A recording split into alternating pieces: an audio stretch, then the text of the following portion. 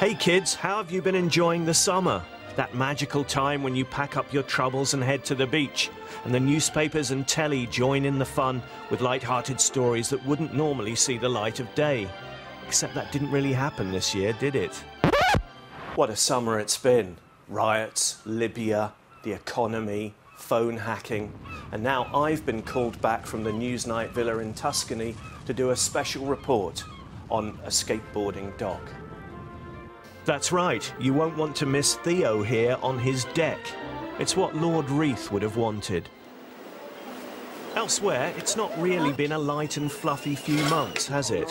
Huge, big events going on through August, and that was unusual. But I think there is a more secular trend at work here, which is that in an age of globalisation, things happening far away from Britain have a direct effect on what's going on here.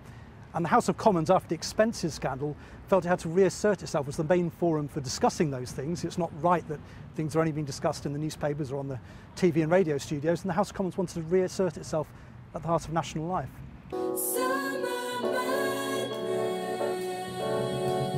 As night follows day, we turn to a foreign policy think tank. Their German spokesperson says riots are one thing, but politicians shouldn't be unnerved by such things as the markets in August.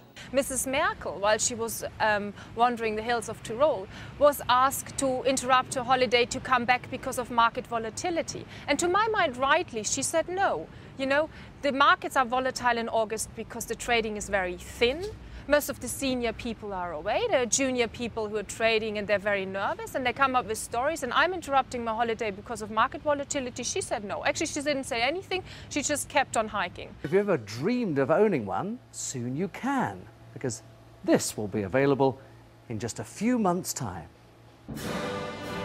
Perhaps I'm very old-fashioned, but this country has a proud tradition of utterly fatuous summer news, which we discard at our peril. In the past, we've heard about the world's tallest man, an 8'5" Ukrainian, an upside-down house in Poland, and this photo shoot in the Alps. And who can forget the important historical document of what Freddie Starr once did to a hamster?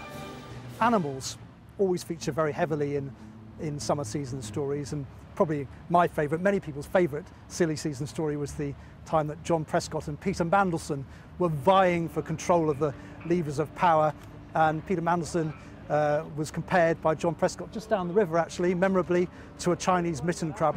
You know what his name is? It's called Peter. And that was one of the finest of the silly season stories. And still to come, our skateboarding dog. Don't look for it anywhere else, they won't have it. We've had a mini silly season this year, I suppose, with the Speaker's wife in the Big Brother house. But as so often in the summer, the British have been left standing by the Germans. They got an entire season's worth of news out of a missing cow. They were chasing a cow recently in Germany. It was a big story. Which They were chasing a cow? Yeah, a cow had escaped. It was a big newspaper story in Germany. Right. Damn, we missed that one.